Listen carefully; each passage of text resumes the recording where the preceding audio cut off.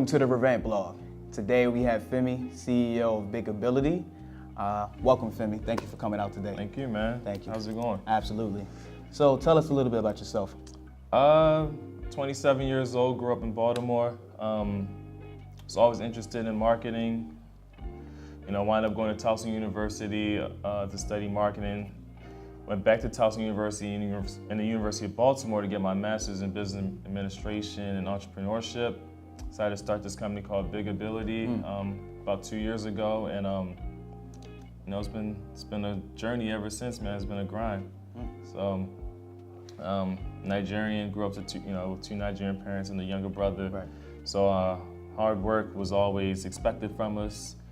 My father's an entrepreneur, so I followed his journey, his stories, learned his stories about what it took to be a successful entrepreneur, especially in Baltimore. So yeah, that's me in a nutshell. Yeah, nutshell. Cool. So, Femi, what made you want to start BigAbility? The thing that really made me want to start BigAbility was I felt that there was a number of reasons. I felt that one, there was a need for Black ad agencies or marketing companies, especially in Baltimore. Two, out of necessity. So I couldn't get a job in marketing or advertising out of college for the typical reasons that a lot of us don't get jobs, the desired jobs that we want, experience or not having the right connections, those kind of things. So in my grad program at the University of Baltimore, my advisor suggested I start my own. I had a decent follower base, a nice market of people who wanted to start businesses that I could, do a test trial on, a test run of my services. And with that, I decided to start BigAbility. I think I had the market. There was a need for me to do it. I was tired of doing what I was, doing in the moment. So I started BigAbility out of need for myself to get into my passion, and also to establish an urban marketing company in Baltimore. Okay. So as this cultivated into your passion for marketing, so I know that you have your MBA and you're doing marketing, you love marketing. Yeah. What is it that this space that you created, how is it so unique? What did you create that's unique and uniquely different from other companies? The story. So my focus is simply the story, just kind of how we spoke, before we got on camera, the story. So I think a lot of marketing companies are missing the story, especially the story of, a lot of my clients are urban, or young Black professionals, people of color. I think our stories aren't being told enough. So if they have businesses, they have endeavors that they're doing, they have nonprofits and organizations that they're starting, I think the story is what captures people's hearts. I think it's the emotional appeal.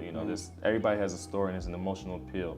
I don't feel like a lot of companies are capturing that emotional appeal of our culture. Okay. I'm African, being African, being identified as African American. I don't think our stories are captured enough, and that's what I want to do. If one of my peers comes to me with a nonprofit and wants to market it, I want to start at the story, at the essence of who that company is, and go from there. So I don't think the story is being sold enough or told enough. I see. So as you're cultivating these stories for these companies, what impact are you having for these companies? What impact are they seeing from your services that you're providing? They're seeing that it's not just a transactional relationship. It's a more longer lasting relationship. So it's not just, hey, I'm investing for now and then I go away. It's long term. Hey, I want to follow this person's story as they continue to grow. That's how Nike was built. That's how Under Armour was built. It's a relationship. It's not a one and done thing. So I think me knowing your story or people knowing the story, it creates a longer relationship. That mixed with with content, you still have to be relevant, deliver content. But I think once people know their story and they invest in you, they're more likely to stick with you, if that makes sense. So I think that's what we've seen for those that decide to stick with their endeavors. A lot of people kind of go to different paths. due to whatever circumstances they have. But those that decide to stick in their path, I think their client base sticks with them as well because they have invested in their story, who they are. Very interesting. So as you're kind of bringing this together with your clients and making an impact for them and creating these stories, how are you able to manage this? I know that you had a job before and you kind of like just branched off into the entrepreneurship field. Yeah. So what led you to that, to just jump right into it? By the time when I did that, I was 25 years old. No kids, no, I'm not married or anything like that. Why not? I literally had no reason to not do it. I wish I would have done it earlier. I wish I would have did it in college. So it was like, why not? I didn't have a lot of responsibilities at that time. I was still living at home. So I'm like, why not? Why not just branch out? If I fail, I have a master's degree. At the end of the day, I'm gonna get a job somewhere. Yeah, absolutely. So I did my part. I have my cushion. I have my bachelor's. I have my master's. Why not take a risk for a year or two, see what happens? If I fail, hey, like I said, I have something to fall back on. I wasn't fulfilled at that job, in my previous job. I wasn't feeling a sense of fulfillment. I think what I'm doing now and capturing these stories and working with these nonprofits and working with these different municipals and working with different people, I'm feeling fulfilled. So why not take a risk and feel fulfilled at what I'm doing? So with this fulfillment, like how have you grown as an entrepreneur, transitioning from the corporate world to the entrepreneurship field? Being in the corporate world, if I failed or if I didn't succeed, the company takes, whatever hit. I mean, performance-wise, if I did everything that I needed to do and I didn't get the result, I don't necessarily lose my job, if that makes sense. The company kind of takes that hit. Right. Here, with me being an entrepreneur, if I don't succeed or if I fail, I take the hit, My company is me. I'm the company. It takes the hit. So I forgot the exact question, but that's been a transition where I have to, everything is all on me, success, failure. I had a cushion being in the corporate setting. Right. So have there been any obstacles or challenges that you face, and how did you overcome them? I'm still facing them. Challenges, I've gone broke. Wow. I've racked up debt. I've lost clients. I don't have a secretary or I don't have that assistance to where if I'm not there, somebody else can take the burden. I've lost clients just based off of miscommunication. So, those have been the challenges. Doing work for free. Whether you're expecting compensation, that understanding isn't there, or creative differences, where you're expecting all right, man, I'm gonna make this amount of money in the next couple of weeks, and then creative differences happen, and then the whole project is axed. Those have been challenges. Learning who I am, learning what I'm gonna take, learning how to not accept everybody. Everybody can't be a client. That's very true. Those have been challenges. Establishing contracts, making sure I hit deadlines. I work with a lot of freelancers, making sure my freelancers are executing the vision that I have for my clients. Right. So with these challenges, I know there's a lot of entrepreneurs that are trying to be in your position, especially from the inner city. So what advice, what's your best advice that you've received as an entrepreneur, from a mentor, from parents or family or friends, teachers? Like, what was the best advice that kind of kept you going through your tough times? If it was easy, everybody would do it, right? I'm sure we've all heard that. Yeah, we've heard that. If it was easy, everybody would be doing it. Right. If the success rate was 100%, there'll be millions of entrepreneurs. That and work, keep working. And one that I kind of heard a little bit that I translated it to, it's the incremental things that you do. It's the little bits of things that you do every day that encourage your success. So it's not the big thing like, hey, if I do this meeting, bam, success. It's the little, what am I doing each day? Am I waking up early? Am I changing my routine? The little things that you do each day make a difference. And that's those are the kind of the pieces of advice that I've heard. If it was easy, the main thing is if it was easy, everybody would do it. So it's not meant to be easy. Keep God first, that kind of stuff. So, all the advice that you received, what kind of mentorships? Are you mentoring anybody now with all the advice you received? Is anybody coming to you asking you for questions of advice? And how have you been able to use your experience to help others?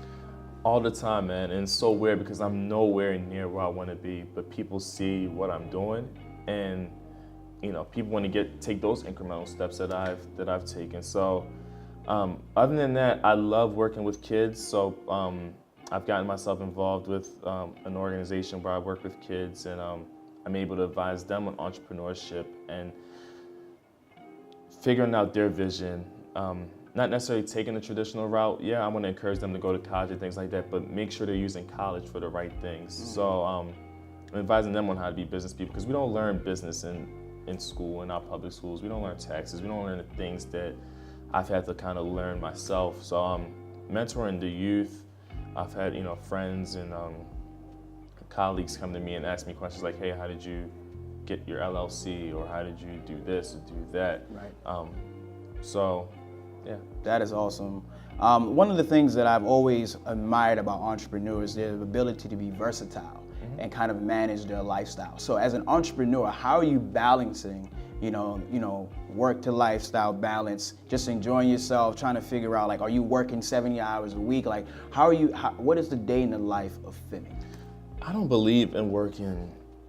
I've never been a proponent or I've never been an advocate of working a whole lot of hours. I feel like I want to get everything done in the quickest amount of time possible. Not rushing, but I've always been a proponent of doing things, concisely and working smarter, not harder. So I do. It's 24 hours in a day. I do a pretty good job of balancing. I trained myself to. When I was working, when I was working in the corporate setting, I had to wake up at a certain time, 6 a.m. every morning to get to Anne Arundel County here in Maryland. So I still keep that mindset of waking up that time, praying, doing what I have to do, and starting my day, my routine. I'm not gonna lie and say that happens every day. Some days I just want to sleep, but I work very smart. I do work hard, but I work very smart. So I know how to delegate to this person and that person. I know how to schedule, and I know how to make sure I get things done so I can do whatever I want to do. I'm going to make time for it. Right. So at the end of the day, and I don't feel like I'm working. I feel like this is that's the main thing. I don't feel like I'm working. I feel like this is my life. It doesn't feel like work. So even if it's 70 hours, I don't time it like, dang, I worked 70 hours this week. It's my life. It's what I'm. Would you advise people to do entrepreneurship, or would you just want people to follow their dreams and be working corporate life? Like, what would you advise certain people who come up to you and stuff like that? There's a happy medium. I advise people to be passionate, do what they're passionate about. But know that if you're working in a corporate setting, you have to follow those corporate philosophies. And that works for you, fine. Do it. But do what, if you're passionate about it, if you want to be a software engineer, and you don't want to start your own company right away, and you're passionate about software engineering, the corporate setting shouldn't really be a burden or a barrier to you. I mean, it could be, but if you're passionate about it and that doesn't bother you, then do it. I will always say passion first. If you feel like you're not living your passion, get out of what you're doing. Create your own. This is almost 2018, or 2018 by the time this is seen. We're in a generation where we can make what we want. We have the power with our phones and our computers. We can make what we want to make. So if you don't want to work with somebody, if you feel like I'm going to be a software engineer from my basement, and I can, I have the know-how, I can get the clients, and I'm going to work hard and work smart to accomplish that, then do it. If you're passionate about, the corner office at a big Fortune 500 company, work hard and get there. So Passion. So is there anything new that BigAbility is working on? We're relaunching. So Okay. our website is 2 years old, and time, technology, everything. Yeah, everything is growing fast. Everything is growing, everything changes. So we're relaunching the website to make it more concise, less wordy, more focused on content. So 2018, expect a lot of content from BigAbility, a lot of content marketing, sharing more stories, doing more things in the community, being more visible. I think I've shied away from showing everything that I do, and I think 2018 is the year where we definitely show everything. So we're relaunching the website, relaunching the company, have a small office space now. Okay.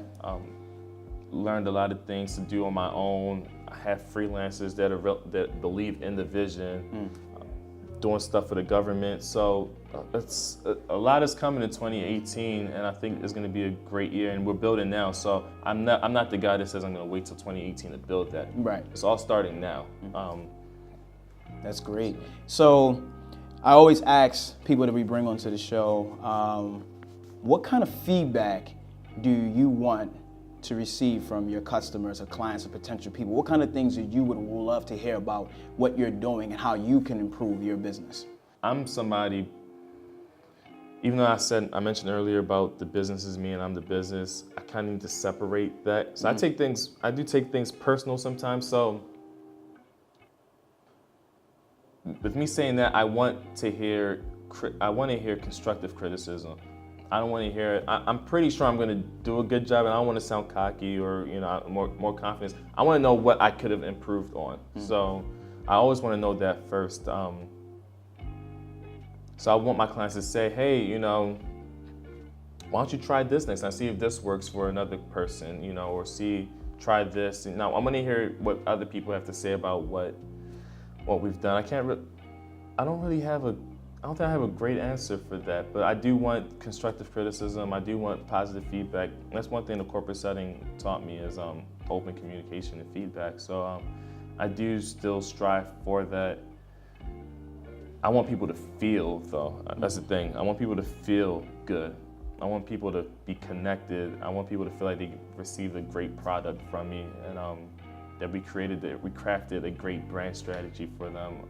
We launched their brand. We improve their brand. So if they feel good, if they feel connected, the best reward you can give me is a referral or a share or a like. That's the best you can do for me. Hey, look at this project BigAbility did for me. That does wonderful for me. And then on the side, email me, call me, and say, hey, I think this could be done better for the future. When we do another project or when you work with another client. So Femi, thanks again for having me, man. Thank you for coming out. Please tell everybody where they can find you. You can find me at www.bigabilityad.com. That's BigAbiltyAD.com. On Instagram at Bamikole, BAMIKOLE_.